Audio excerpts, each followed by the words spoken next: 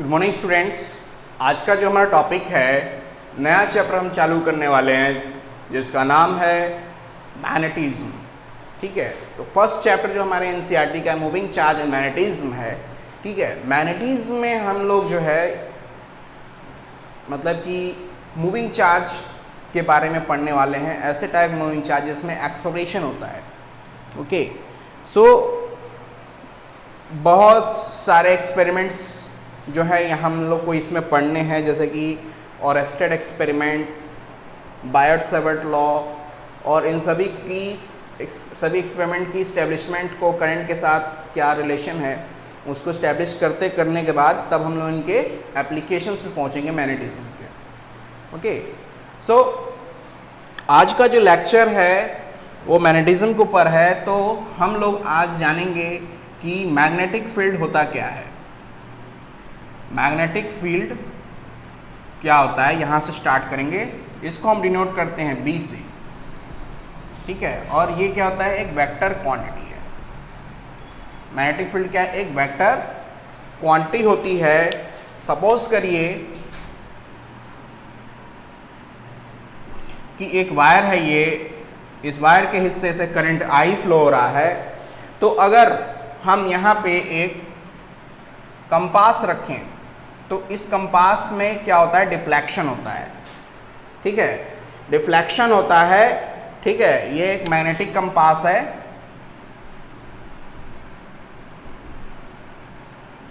इसमें क्या होगा, डिफ्लेक्शन होगा, इट विल गेट डिफ्लेक्टेड।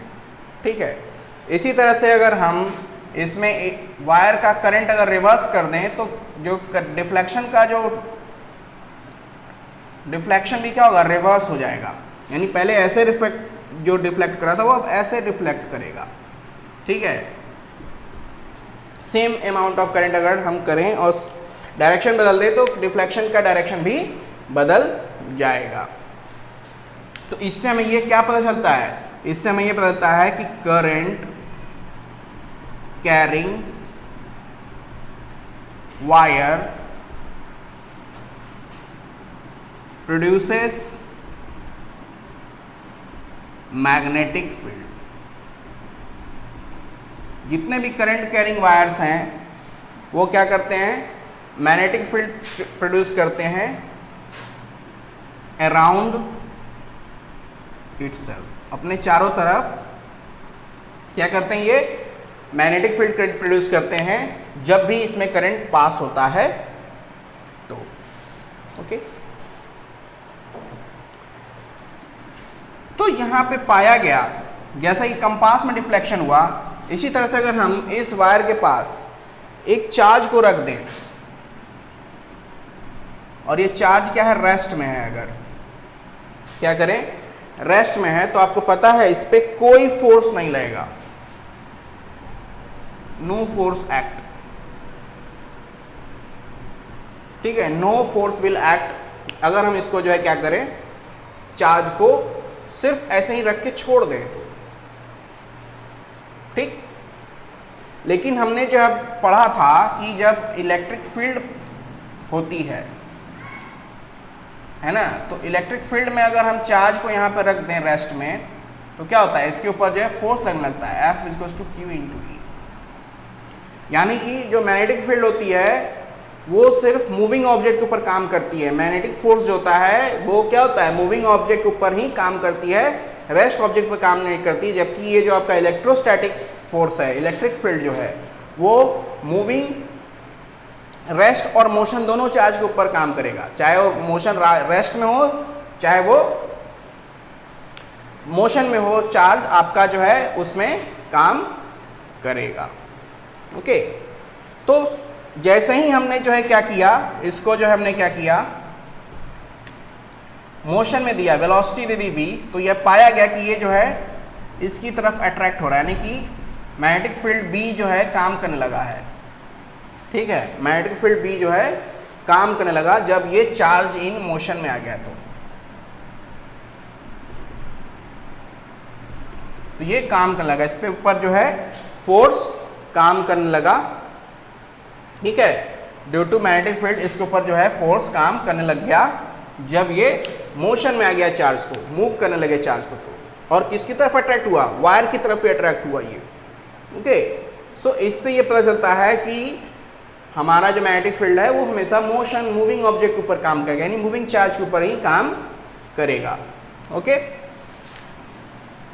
तो इससे हमें ये पता चलता है कि current carrying wire is like a magnet. जो करंट कैरिंग वायर्स होते हैं वो क्या होते हैं, मैग्नेट की तरह होते हैं, वो मूविंग ऑब्जेक्ट को अपनी तरफ अट्रैक्ट करते रहते हैं। ओके, इसका यूनिट अगर देखा जाए, ठीक है, यूनिट ऑफ बी, अगर हम मैग्नेटिक फील्ड की यूनिट देखें तो इसकी यूनिट होती है Newton per ampere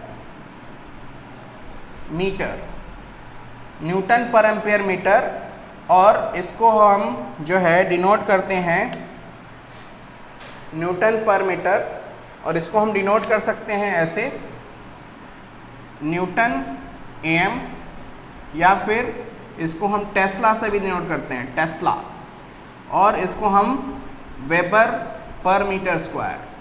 weber per metre square किसकी यूनिट होती है, फ्लक्स की होती है, फाई। तो फाई बराबर आपको पता है ई डॉट ए होता है। तो अगर हम मैग्नेटिक फ्लक्स की बात करें, ये तो फ्लक्स था for electric field, magnetic flux की बात की जाए तो क्या हो जाएगा, बी डॉट ए हो जाएगा मैग्नेटिक फ्लक्स। सो बी बराबर क्या होता है, फाई बाई ए। तो फ्लक्स की यूनिट होती है वेबर, तो वेबर अपॉन एरिया यानी मीटर का स्क्वायर। तो वेबर पर मीटर स्क्वायर भी यूनिट होती है आपके मैग्नेटिक फील्ड। ओके, अब हम लोग पढ़ेंगे डिटर्मिनेशन ऑफ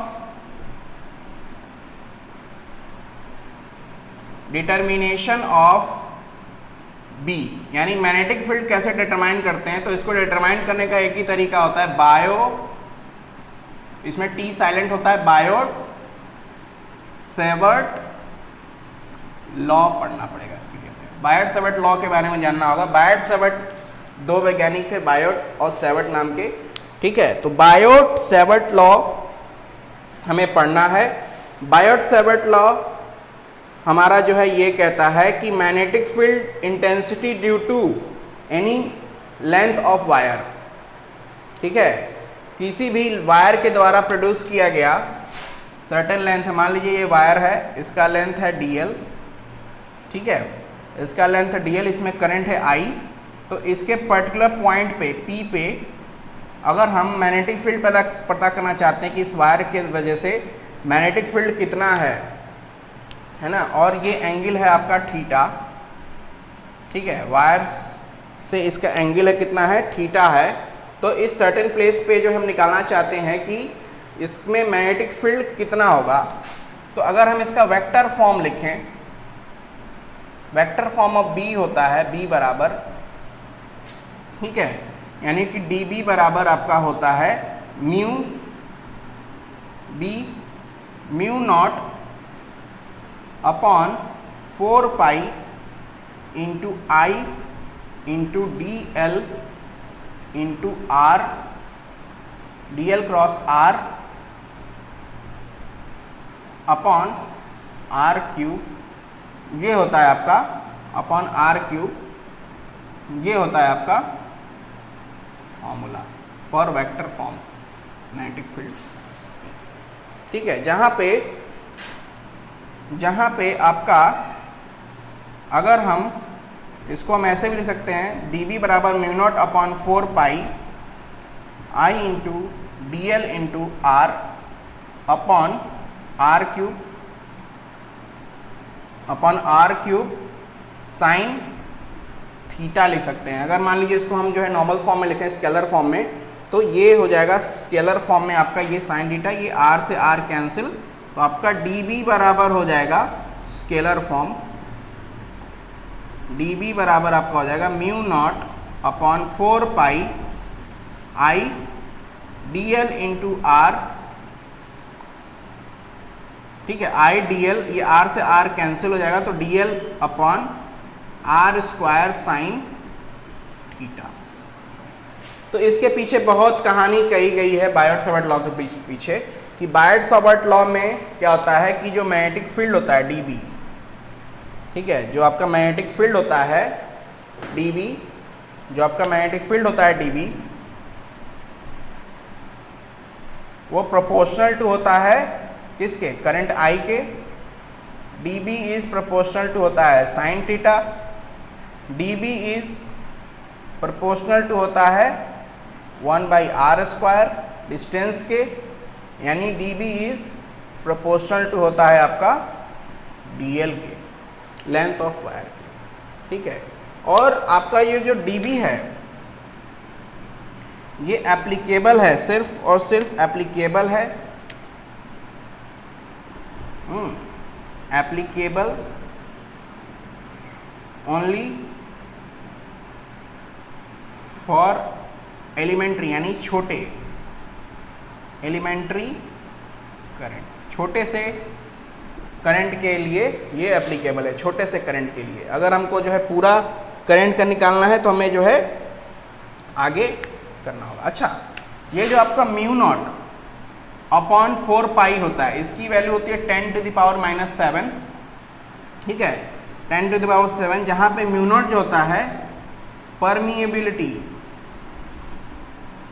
जैसा कि होता था एप्सिलॉन नॉट इलेक्ट्रोस्टैटिक में, वैसे ही यहाँ पे म्यू नॉट होता है जो कि होता है permeability of free space, free space, vacuum और कह लीजिए एयर, ठीक है, ये होता है। तो रिलेटिव परमिएबिलिटी अगर निकालना है म्यू आर, तो म्यू आर होता है आपका क्या, म्यू बाई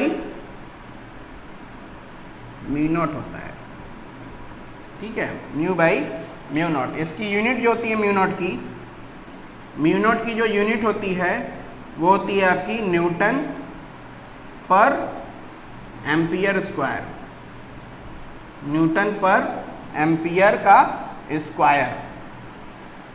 अब हमको यहाँ पे कैसे बताएंगे direction of B, okay, direction of B क्या होती है, यानी मैग्नेटिक फील्ड की डायरेक्शन हम कैसे निकालेंगे किसी पर्टिकुलर केस में।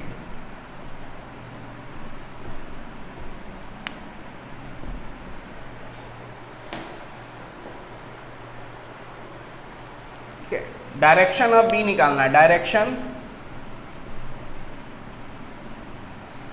ऑफ बी कैसे हम बताएंगे कि डायरेक्शन क्या है बी का।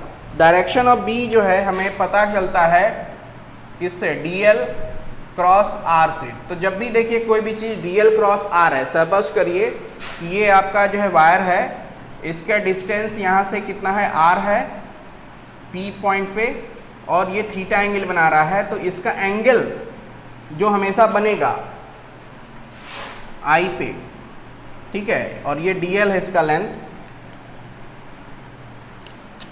इसमें करंट है आपका आई, इस पे लेंथ है आपका डीएल। तो इसमें आपका जो है करंट का जो इक्वेशन, आपका जो एरिया निकालना है, मान लीजिए इस पे, तो इसके लिए जो हम रूल लगाते हैं कौन सा, राइट, इस पे हम स्क्रू रूल लगाते हैं, कौन सा, स्क्रू रूल से जो है डायरेक्शन निकालते हैं मैग्नेटिक फील्ड का, या फिर हम इसमें राइट हैंड पाम रूल भी लगाते हैं, राइट हैंड पाम रूल और थंब रूल भी कह सकते हैं इसको, थंब रूल। क्लास 10th में पढ़ा होगा, बहुत निकाला होगा आपने इसमें, इससे जो है बहुत आपने निकाला होगा, राइट हैंड पाम रूल और राइट हैंड थंब रूल, ठीक है। सो देखिए ये एक चीज़ आपको बता दें, अगर ऐसे डॉट बना हुआ है तो इसका मतलब है आउटवर्ड है, और अगर आपका एरो अंदर जाता है तो इसको हम बोलेंगे इनवर्ड है, ठीक है। तो सपोज करिए कि यहाँ पे एक वायर है, ये